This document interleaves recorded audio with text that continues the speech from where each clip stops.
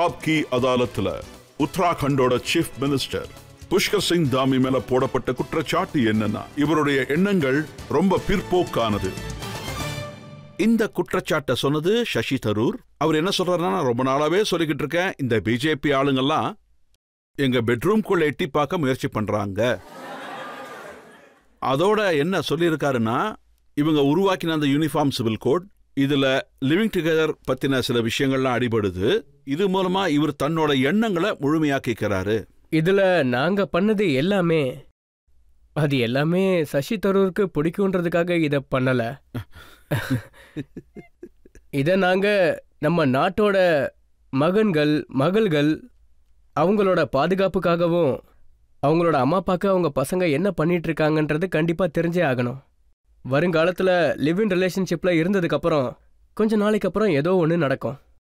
நீங்க பாத்தீங்கன்னா கொஞ்ச நாளைக்கு முன்னாடி கோவால ஒரு விஷயம் நடந்துச்சு. சூட்கேஸ்குள்ள வெட்டி அப்படியே அடைச்சி வச்சிருந்தாங்க. ஒரு பொண்ணை கொலை பண்ணி வச்சிருந்தாங்க.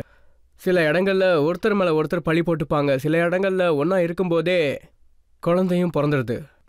அப்புறம் அந்த பசங்களுக்கு எந்த விதமான செக்யூரிட்டியும் இல்லை, எதுவுமே கிடைக்கிறதே இல்லை. அவங்களுக்கு சொத்துக்கள்லையோ எந்த உரிமையும் கிடைக்கிறதே இல்லை. ரொம்ப கஷ்டப்படுறாங்க. அவங்கள பத்தியும் யோசிக்கணும். அதுலேயும் குறிப்பா நம்மளோட தங்கைகள், நம்மளோட மகள்கள், அவங்க எல்லாருமே இதுல இருக்காங்க. அவங்கள பத்தியும் நம்ம கொஞ்சம் யோசிக்கணும்.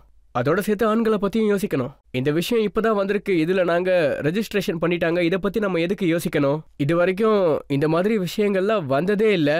ஏன் இப்படி வந்திருக்குன்னா, நீங்க சட்டத்துல எழுதி இருக்கீங்க, லிவ்ல இருக்கிறவங்க ரெஜிஸ்ட்ரேஷன் பண்ணலனா 6 மாசம் சிறை தண்டனை அப்படின்னு சொல்லியிருக்கீங்க. நாங்க இதெல்லாம் பாதுகாப்புக்காக தான் பண்ணியிருக்கோம். நான் ஏற்கனவே சொன்னேன், நான் என்னோட நோக்கம் யாரையும் கஷ்டப்படுத்தணுன்றதுக்காக கிடையாது. மரியாதைக்குரிய நீதிமன்றம் என்ன சொல்லுதோ அதை மட்டும் தான் நாங்க பண்ணிக்கிட்டு இருக்கோம். பசங்களுக்கு பாதுகாப்பாவது இருக்கணும்ல. இப்ப 2 பேரும் ஒன்னா இருக்காங்க, அவங்க 2 பேருக்குள்ள காதல் இருக்கு. அதை அவங்க ரெஜிஸ்ட்ரேஷன் பண்ணி தான் ப்ரூவ் பண்ணணுமா என்ன?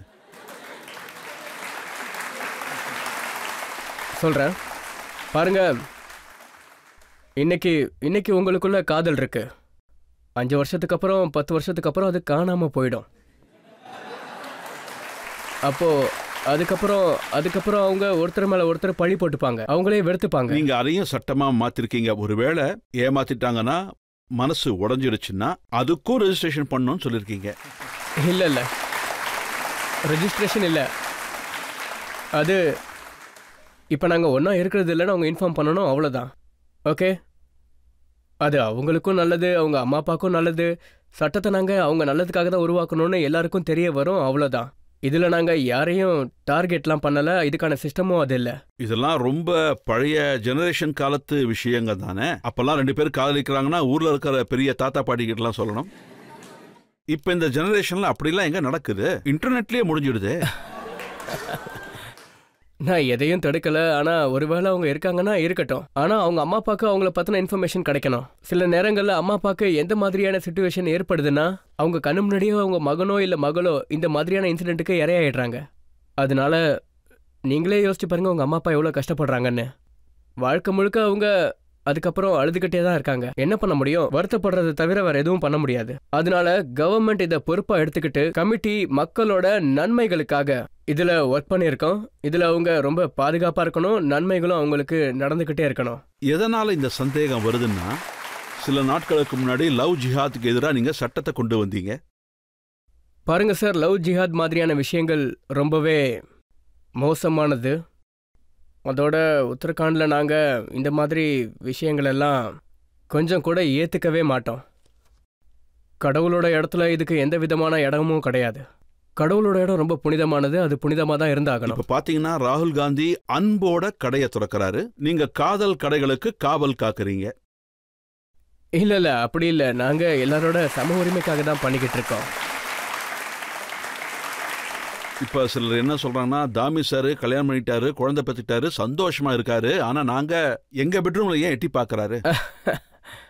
யாரையும் எட்டி பார்க்கல, எல்லாமே அவங்களோட பாதுகாப்புக்காக தான். இந்த மாதிரி சட்டங்கள் வரும்போது தாமி சார், இதுக்கான பொறுப்பை போலீஸும் அட்மினிஸ்ட்ரேஷன் எடுத்துக்கிறாங்க. அவங்க யங்ஸ்டர்ஸை கஷ்டப்படுத்துறாங்க. உண்மையாவே நீங்க நல்ல வேலையை தான் பண்ணியிருக்கீங்க. ஆனா லட்சக்கணக்கான கோடிக்கணக்கான மக்கள் உங்க மூலியமா என்னோட பதிலை தெரிஞ்சுப்பாங்க. இப்படிப்பட்ட கேள்வியை கேட்டதுக்கு நான் உங்களுக்கு நன்றி சொல்லியே ஆகணும்.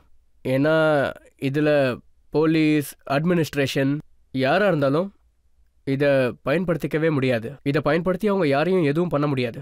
அதனால நாங்க இந்த லாவை எக்ஸிக்யூட் பண்றதுக்கு முன்னாடி லா வெளியே ஆக்டா வழக்கத்துக்கு வந்ததுக்கு அப்புறம் அதுக்கு முன்னாடியே நாங்கள் ஒரு கமிட்டியை உருவாக்கிட்டோம். யாராக இருந்தாலும் சரி, எந்த விதமான மிஸ்பிஹேவோ இல்லைனா ஜாதியை வெளிப்படுத்தியோ இல்லைனா எந்த ப்ரெஷரோ இல்லைனா தேவையில்லாமல் ஒரு சமூகத்தை மட்டும் கஷ்டப்படுத்துறது, இது எல்லாத்தையும் எதிர்க்கிறதுக்காக தான் நாங்கள் ஒரு கமிட்டியவே உருவாக்கியிருக்கோம். முதல் முறையாக உத்தராகண்டில் தான் இந்த லாவையை கொண்டு வந்திருக்கோம். அதாவது உத்தராகண்டில் இதை வழக்கத்துக்கு கொண்டு வந்ததுக்கு அப்புறமா கண்டிப்பாக மற்ற மாநிலங்கள்லையும் இதை வழக்கத்துக்கு கொண்டு வருவாங்கன்னு நம்புகிறோம். அதனால இந்த வேலை எங்களுக்கும் இருக்கு, எங்களோட நாட்டு பொறுப்பு. அதாவது நாங்க இந்த சட்டத்தை உருவாக்குறதுலயும் அதை இம்ப்ளிமெண்ட் பண்றதுலயும் ஒரு உதாரணமா இருக்கணும்னு நினைக்கிறோம். வரப்போற வருங்காலத்துக்கு நாங்க ஒரு உதாரணமா இருக்கணும். அதுல ஒரு ப்ரொவிஷன் இருக்கு, பக்கத்து வீட்டுக்காரங்க யாராவது லிவிங்ல இருந்தா அவங்க கம்ப்ளைண்ட் பண்ணலாம். ஆனா பக்கத்து வீட்டுக்காரங்களுக்கு யாரு சந்தோஷமா இருந்தாலும் பிடிக்காதே. இல்ல அந்த மாதிரி எல்லாம் எதுவும் இல்ல. அந்த மாதிரி எந்த சட்டமும் கிடையாது. இதுல ரெஜிஸ்ட்ரேஷன் தான் இருக்கு, இன்ஃபர்மேஷன் கொடுக்கணும். அதுவும் அவங்க அம்மா அப்பாவுக்கு தெரிய வரும். அதுவும் பசங்களுக்கு 18 வயசுல இருந்து 21 வயசு ஆயிருக்கணும். 18 வயசுக்கு சின்னவங்களா இருந்தா இல்ல 21 வயசுக்கு சின்னவங்களா இருந்தா கண்டிப்பா அவங்க அப்பா அம்மாக்கு இன்ஃபர்மேஷன் கொடுக்கணும். இதுல கல்யாணத்துல புது சிஸ்டம்னா எதுவும் இல்ல. முன்னாடியும் நாம ஆரம்பத்துல இருந்தே கல்யாணத்தெல்லாம் பதிவு பண்ணிக்கிட்டு தானே இருந்திருக்கோம். அப்பவும் அம்மா அப்பாவுக்கு இன்ஃபர்மேஷன் போகும். முதலையும் அப்படிதான் இருந்திருக்கோம். இந்த சிஸ்டம் முதல்ல இருந்தே இருக்கு.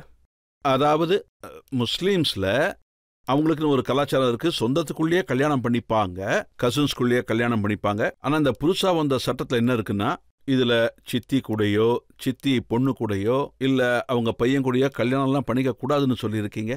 இந்த சட்டத்தை பாத்தீங்கன்னா இது ரொம்ப பெருசு. இதுல நிறைய விஷயங்கள் சொல்லப்பட்டிருக்கு. ஆனா எந்த மதங்கள்ல எந்த வழிமுறைகள் இருக்கோ, இத்தனை வருஷமா என்ன கலாச்சாரத்தை பின்பற்றினாங்களோ அதை பண்ணக்கூடாதுன்னு யாருமே இங்க சொல்லல. இல்ல, நான் உங்களுக்கு தெளிவா சொல்றேன். இந்த சட்டத்தை நான் படிச்சு காட்டுறேன். இதுல என்ன எழுதியிருக்குன்னா, யூசிசி இம்ப்ளிமெண்ட் ஆனதுக்கு அப்புறம் உத்தராகண்ட்ல தங்கச்சி, அத்தை பொண்ணு, சித்தி பொண்ணு, சித்தி, மாமாவோட பொண்ணு, பெரியப்பா பொண்ணு, பெரியப்பா பையன், அப்புறம் பாட்டி, கொள்ளு பாட்டி,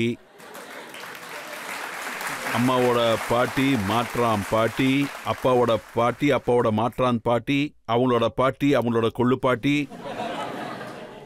கொள்ளு பாட்டியோட பசங்க, மகனோட பேரனோட பசங்க, கொள்ளு பேத்தியோட விதவை, என்னோட பேத்தி, இவங்க யார் கூடயும் கல்யாணமே பண்ணிக்கூடாது. இந்த மாதிரி எல்லாம் எந்த சட்டமும் இல்ல சார். நீங்க சொல்ற மாதிரி எல்லாம் இல்ல. இப்படி எல்லாம் கிடையவே கிடையாது. கல்யாணங்கள் எப்படி நடந்துட்டு இருந்துச்சோ அதே மாதிரி தான் நடக்கும். நான் முன்னாடியே சொன்னேன்ல, இது வரைக்கும் எப்படி நடந்ததோ அதே மாதிரி தான் நடக்கும்னு சொன்னா அவங்க எல்லாம் சந்தோஷமா அப்படிதான் நடக்கும். இப்ப ஆடியன்ஸ் கேள்வி கேட்கலாம். ராகுல் காந்தி என்ன சொல்றாருன்னா, பிஜேபி கோயில் பேரை வச்சு ஓட்டு கேக்குது, அதோட மதத்தை பத்தி அதிகமா பேசுறாங்க, உங்களது எல்லாமே பழைய காலத்து எண்ணங்கள் சொல்றாங்க. இத பத்தி நீங்க என்ன சொல்றீங்க? ராகுல் காந்திஜி அயோத்தியால ராமர் கோயில் கட்டக்கூடாதுன்னு நினைக்கிறாரா என்ன? நீங்களே அதை சொல்லுங்க. இங்க பாருங்க, முழு நாடும் இந்த முழு உலகமும் பல வருஷங்களா ராமரோட பிறந்த ஊரான அயோத்தியால கோவில் கட்டணும்னு பல வருஷங்களா நினைச்சுக்கிட்டு இருக்காங்க. கோவில் தானே கட்டினாங்க, இதுல அரசியல் விஷயம் என்ன இருக்கு? இதுல எந்த அரசியலும் இல்ல. அது மட்டும் இல்லாம ராமர் எங்களுக்கும் சாமி தான், அவருக்கும் சாமி தானே. ராமரை யாரு கும்பிடுறாங்களோ ராமர் அவங்களுக்கு தான் சொந்தம். நம்ம எல்லாரும் ராமரை கும்பிடுறோம்ல, நாம எல்லாருமே தேசபக்தர்கள் தான். தேசபக்தர்கள் ராம பக்தர்களும் தான். இப்ப அபுதாபிலையும் கோவில் கட்டிட்டாங்க. இப்ப முழு உலகத்தையும் போய் பாருங்க, எல்லா இடங்கள்லயும் கோவில் கட்டிக்கிட்டு தான் இருக்காங்க. நம்ம அரப் கண்ட்ரிஸ்ன்னு சொல்றோமே, அங்கேயும் கோவில் கட்டிக்கிட்டு தான் இருக்காங்க. சவுதி அரேபியால, துபாயில, அபுதாபில, இந்த மாதிரி ஒரு முக்கியமான இடத்துல உலகத்தோட பெரிய ஒரு கோவில் கட்டப்பட்டுக்கிட்டு இருக்கு. ரீசெண்டா அபுதாபில பிரதமர் போய் இனாகிரேட் பண்ணாரு. இன்னைக்கு உலகம் முழுக்க கோவில்களை நோக்கி போய்கிட்டு இருக்கு. கோவில் கட்டுறதும் ராமர் பேரை சொல்றதும் தப்பான விஷயமா என்ன? நீங்களே சொல்லுங்க. ஆனா தாமி சார், சில நேரங்களில் எதிர்பாராதது நடக்கும். டனல்ல ஆட்கள் மாட்டிக்கிட்டாங்க, அவங்க உயிருக்கு ஆபத்து இருக்கு, அங்க என்ன நடக்குதோ அப்படின்னு எல்லாரும் கவலைப்பட்டுக்கிட்டு இருந்தாங்க. அப்ப நீங்க அங்க இருக்கிற கடவுள் பாபா போக்நாத் ஜி கோவப்பட்டுட்டாரு, அந்த கோவத்தினால்தான் எல்லாரும் மாட்டிக்கிட்டாங்கன்னு சொல்லியிருக்கீங்க. ஆக்சுவலி என்னன்னா, அந்த சில்கியாரா டனல் கிட்டத்தட்ட அதோட வேலைகள் எல்லாமே முடிஞ்சிடுச்சு. அது 30 கிலோமீட்டர் டனல். அப்போ 3.5 கிலோமீட்டர் மட்டும் கட்ட வேண்டியதா இருந்தது. அப்போ திடீர்னு நவம்பர் 12ஆம் தேதி திடீர்னு அங்க லேண்ட்ஸ்லைட் நடக்குது. லேண்ட்ஸ்லைட்ல அங்க எங்களோட 41 ஒர்க்கர்ஸ் மாட்டிக்கிட்டாங்க. அப்போ அங்க பெரிய ஒரு பிரச்சனை ஆயிடுச்சு. முதல் நாள்ல இருந்து அப்போ அது தீபாவளி நாள் 12ஆம் தேதி. அப்போ அங்கே என்ன நியூஸ் வந்துச்சுன்னா அங்கே அவங்க டனலுக்குள்ளே மாட்டிக்கிட்டாங்கன்னு. கண்டிப்பாக இந்த மாதிரியான சுரங்க வேலைகள் நடக்கும்போதெல்லாம் இந்த மாதிரியான தடைகள் வரும்னு எனக்கு நல்லாவே தெரியும். அப்போ நான் என்ன நினச்சேன்னா இந்த வேலை சீக்கிரமாக முடிஞ்சிடும், ஏன்னா ஜேசிபி வரும், பொக்லைன் வரும், எல்லாரையும் சீக்கிரமாக சேஃபாக வெளியே கொண்டு வந்துடுவாங்கன்னு நான் நினச்சேன். முதல் நாள் வேலை ஆரம்பிச்சுது. ஜேசிபியை உபயோகப்படுத்தணும், பொக்லைனை யூஸ் பண்ணோம், அங்கே இருந்த குப்பைகள் எல்லாத்தையும் நீக்கணும். அங்கே நாங்கள் எவ்வளோ மண் எடுத்தோமோ அதை விட பல மடங்கு விழுந்துக்கிட்டே இருந்துச்சு. அதுக்கப்புறம் டியூப் பைப்ஸை யூஸ் பண்ணாங்க, அதோட பல மிஷின்களை கொண்டு வந்தாங்க. டியூப் பைப்ஸால் சில மிஷின்கள் ஈஸியாக உள்ளே போயிடுச்சு. பைப் அப்படியே புஷ் பண்ணோம், 5-7 மீட்டர் போனதுக்கப்புறம் அப்படியே நின்றுடுச்சு. தடையாக ஹார்ட் ராக் வந்துடுச்சு, கற்கள் வந்துடுச்சு. இதை பண்ணி பண்ணி அப்படியே பல நாட்கள் ஆயிடுச்சு. அதுக்கப்புறம் நிலைமை எப்படி ஆயிடுச்சுன்னா அந்த மிஷின் கொஞ்சம் கூட உள்ளே போக முடியாத அளவுக்கு ஆயிடுச்சு. சிலர் 4-5 நாட்களுக்கு அப்புறம் தான் புது இன்ஜினியர்ஸை நாங்கள் கூப்பிட்டோம். மரியாதைக்குரிய பிரதமர் சார் ஒவ்வொரு நாளும் எல்லா நாட்களும் அவர் 1 முறை இல்லை 2 முறை இல்லை, சில நாட்கள் 100 முறை கூட அவர் எங்களோட பேசிக்கிட்டு இருந்தார். அவர் நான்ஸ்டாப்பாக டனலில் இருந்தவங்க என்ன ஆனாங்க, என்ன நிலைமையில் இருக்காங்க, என்ன ஆனாங்க, அவங்களுக்கு சாப்பிட்றதுக்கு ஏதாவது கிடைக்குதா, பைப்ஸ் மூலிமா ரேஷன் போதா இல்லையா, பைப்ஸ் எவ்வளோ பெருசாக இருக்குது, மிஷின்ஸ் வந்துருச்சா இல்லையான்னு கேட்டுக்கிட்டே இருப்பார். அப்போ நான் அவருக்கு அப்டேட் பண்ணிகிட்டே இருந்தேன். அவர் ஆஃபீஸும் எங்கள் கூட கனெக்ஷன்லேயே இருந்தாங்க. அதுக்கப்புறம் இண்டோரில் இருந்து ஆகர் மிஷின், அமெரிக்காவோட டெக்னாலஜியில் ஒரு மிஷினை நாங்கள் கொண்டு வர வச்சோம். அந்த ஆகர் மிஷினும் போச்சு, கிட்டத்தட்ட 21 மீட்டருக்கு போச்சு. 21 மீட்டர் போனதுக்கப்புறம் மறுபடியும் நின்றுடுச்சு. அதுக்கப்புறம் அதுக்கு நடுவில் ஏதோ ஒன்று தடையாக நின்றுக்கிட்டு இருந்துச்சு. அதுக்கப்புறம் அதையும் நாங்கள் நிற்கணும். அதுக்கப்புறமா 7-8 நாள் ஆயிடுச்சு. இனி இது கண்டிப்பாக ஃபாஸ்ட்டாக போகும், கடவுளோட அருளால் எந்த தடையும் இருக்காதுன்னு நினச்சோம். அதுக்கப்புறம் 33 மீட்டர் போய் மறுபடியும் நின்றுடுச்சு. அதுக்கப்புறமா ஹைதராபாத்லேருந்து மிஷின்ஸை கொண்டு வர வச்சோம், இன்ஜினியர்ஸை வர வச்சோம். அதுக்கப்புறம் மறுபடியும் வேகமாக வேலை பார்க்க ஆரம்பித்தாங்க. 12 நாள் ஆயிடுச்சு. 12 நாளுக்கு அப்புறம் அந்த மிஷினும் நின்று போயிடுச்சு, அதாவது முழுசாக இல்லை. அப்புறம் என்னாச்சுன்னா இந்த ஃபுல் மிஷின் உள்ளே போய் அது அப்படியே உடஞ்சிடுச்சு. பின்னாடி இருந்தது உடஞ்சிடுச்சு. அந்த மிஷினுக்கு பின்னாடி அப்படியே ஒரு பைப் இருந்துச்சு. அந்த பைப் 4 மீட்டருக்கு பெண்ட் ஆயிடுச்சு. அதை நாங்கள் பின்னாடி இருந்து புஷ் பண்ணிட்டு இருந்தோம். ஆனால் முன்னாடி பெரிய பெரிய பாறைகள் இருந்ததால் அது பெண்ட் ஆயிடுச்சு. இப்போ உள்ளே போய் அதை எப்படி நம்ம உள்ளே போய் பார்க்க முடியும் சொல்லுங்கள்? உள்ளே போகிறதுக்கு முன்னாடியே அதை முழுமையாக கட் பண்ணி எடுக்க வேண்டியதாக இருந்துச்சு. ஒரு 3 மணி நேரத்தில் 1 மீட்டர் பைப்பை மட்டும்தான் கட் பண்ண முடிஞ்சது. அதுவும் ராகர் மிஷின் தான் பண்ணுச்சு. 38 மீட்டர்ஸை அப்படியே கட் பண்ணி தான் எடுத்தோம். அதுக்கு 3 நாள் தான் ஆச்சு. 3 நாளைக்கு அப்புறம் முழு மிஷினும் வெளியே வந்ததுக்கப்புறம் அதுக்கப்புறம் ரெட் மைனர்ஸ் அங்கே உள்ள கீழே மண்ணை தோன்ற ஆளுங்க இருப்பாங்க, அவங்கள நாங்கள் அனுப்பினோம். ஆனால் அவங்க என்ன சொன்னாங்கன்னா அங்கே பைப்பு முழுமையாக பெண்ட் ஆகிடுச்சின்னு சொன்னாங்க. அதுக்கப்புறமா பைப்பை கட் பண்ணோம். வெல்டிங் மிஷின், அந்த கட் பண்ணுற மிஷின் இருக்கும், கட்டர், அது மூலிமா கட் பண்ணி பைப்பை நாங்கள் வெளியே எடுத்தோம். அதுக்கப்புறம் அது 56 மீட்டரில் 10 மீட்டர் இன்னும் நுழைஞ்சதுக்கப்புறம் அப்புறம் கொஞ்சம் கொஞ்சமாக போய்கிட்டே இருந்தோம். அதுக்கப்புறம் 1 நாள் 2 நாள்னு முயற்சி பண்ணிக்கிட்டு இருந்தோம். ஆனால் அது மறுபடியும் நடுவில் போய் மாட்டிக்கிச்சு. அதுக்கப்புறம் டெலிவிஷன்ல எல்லாம் பெரிய பிரச்சனை ஆயிடுச்சு. அதுக்கப்புறம் 28ஆம் தேதி அது பெரிய பிரச்சனை ஆயிடுச்சு. எல்லாமே வெளியே வந்துருச்சு. ரொம்ப பிரேக் த்ரூ ஆயிடுச்சு. எல்லாரும் வெளியே வந்துட்டதா சொல்லிட்டாங்க. ஆனால் ஒர்க்கர்ஸ் அப்போ வெளியே வரவே இல்லை. மத்தியானம் 2 மணிக்கு எல்லாருக்கும் தெரிஞ்சிடுச்சு. எல்லா சேனல்லையும் டெலிகாஸ்ட் பண்ண ஆரம்பிச்சிட்டாங்க. அப்போது நானும் ஒரு ப்ரோக்ராமுக்கு அங்கேருந்து தான் போனேன். நான் அங்கே தான் கேம்பிங் பண்ணிகிட்டு இருந்தேன். அதுக்கப்புறம் பிரதமருக்கு நான் எல்லா இன்ஃபர்மேஷனும் என்ன நடந்துகிட்ருக்கு, என்ன ப்ராக்ரஸ் ஆகிட்டுருக்கு, என்ன சிச்சுவேஷன் அங்கன்னு. அப்புறம் சாயங்காலம் 3 மணிக்கு மறுபடியும் திரும்ப வந்தேன். என்னடா டிவியில் இப்படியெல்லாம் சொல்லிக்கிட்டு இருக்காங்க, ஆனால் இங்கே பார்த்தா பைப் வேலை முடியவே இல்லை. எல்லா இடங்களுக்கும் தவறான நியூஸ் போயிடுச்சு.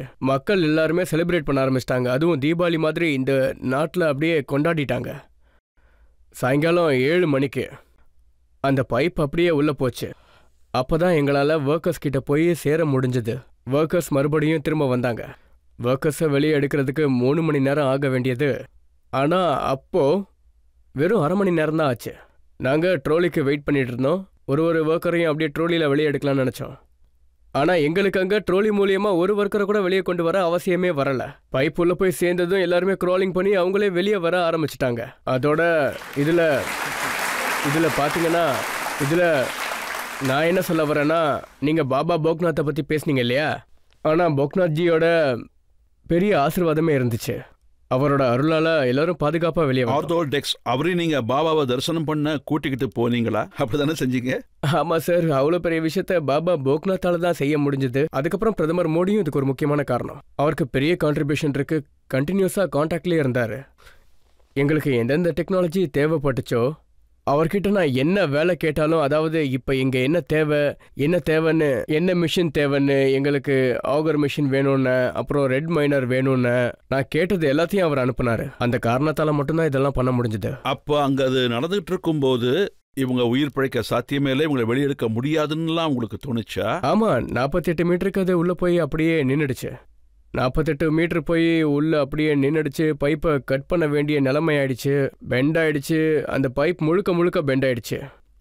அப்போது அந்த டைமில் கடவுளை தவிர எனக்கு வேறு எதுவுமே தெரியல. நான் மேலே அப்படி பார்த்துட்டு இருந்தேன். அப்போது கடவுளே போக்நாத், நீங்கள் தான் எனக்கு அருள் கொடுக்கணும். அதோட நாங்கள் அப்போது ரொம்ப மோசமான நிலைமையில மாட்டிக்கிட்டோம். ஏன்னா நாங்கள் மேலே இருந்தும் ட்ரில்லிங் பண்ணிகிட்டு இருந்தோம். அந்த ட்ரில்லிங்கையும் நாங்கள் நிறுத்திட்டோம். அதாவது ஹாரிசான்டல் ட்ரில்லிங் நடந்துட்டு இருந்துச்சு. அந்த ட்ரில்லிங்கையும் நிறுத்திட்டோம், வெர்டிக்கல் ட்ரில்லிங்கையும் நிறுத்திட்டோம். அங்கே பைப் போட்டு அந்த வழியில தான் நாங்கள் போய்கிட்டே இருந்தோம். எங்களுக்கு ஆப்ஷனாக இருந்தால் மற்ற எல்லா வழிகளையும் நாங்கள் மூடிட்டோம். அப்புறம் இருந்த ஒரு ஆப்ஷனும் கிட்ட போகிறதுக்குள்ளே மூடிடுச்சு. அப்போ நான் இனி என்ன நடக்க போகுதுன்னு நினச்சிக்கிட்டே இருந்தேன். அப்போ தான் கடவுள் அருள் காமிச்சாரு. பாபா போக்நாத் சாத்தியமாச்சா இல்லை கடவுள் அருளால் நடந்துச்சா? டெக்னாலஜியும் இருந்துச்சு, அங்கே இருந்தவங்களோட முயற்சியும் காரணம்தான். அதோட நம்ம பிரதமர் மோடிஜியும் எல்லாத்துக்கும் சப்போர்ட் பண்ணாரு. அதோட பாபா போக்நாத்தோட அருளும் இருந்துச்சு, எல்லாரோட அருளும் இருந்துச்சு, கடவுளோட அருளும் இருந்துச்சு. அதுக்கப்புறம் நாட்டில் இருக்கிற இத்தனை பேரும் பிரார்த்தனை பண்ணிக்கிட்டு இருந்தாங்க. அவங்களோட அழுக்குறலும் கடவுள் வரைக்கும் போயிருக்கோம்ல, அதனால கடவுள் ஏதோ ஒரு ரூபத்தில் எங்களுக்கு ஹெல்ப் பண்ணிக்கிட்டு இருந்தாரு. நாங்கள் ரொம்பவே கஷ்டப்பட்டுட்டு இருந்த போது அந்த கஷ்ட காலத்திலையும் கடவுள் எங்களுக்கு ரொம்பவே உதவி செஞ்சுட்டு இருந்தாரு, நல்வழியும் காமிச்சாரு. சொல்றீங்க கடவுளோட இடங்குறீங்க, கடவுளோட ஹெல்ப் கிடைக்குதுன்னு சொல்றீங்க. அங்க பாபா கேதார்நாத் இருக்காரு, பத்ரிநாத் இருக்காரு, கங்கை இருக்கு, யமுனோத்ரி இருக்கு. ஆனா அதே உத்தராகண்ட்ல தான் அப்பப்ப பிரச்சனைகள் வந்துகிட்டே இருக்கு. சில நேரங்களில் ஜோஷி மட்டில் லேண்ட் ஸ்லைட்ஸ் நடக்குது, அதாவது மண் சரிவுகள் நடக்குது. ஆமா சார், பிரச்சனைகள் வந்துகிட்டே தான் இருக்கும், சவால்கள் வந்துகிட்டே தான் இருக்கும். உத்தராகண்ட் வாசிகளான நாங்க இந்த சவால்களை ஏத்துக்கிறோம். அதோட கடவுளோட அருளால எங்களுக்கு வர பெரிய பெரிய பிரச்சனைகளும் ரொம்ப சுலபமா கடந்து போயிடுது. எல்லாமே கடவுளோட அருளால தான்.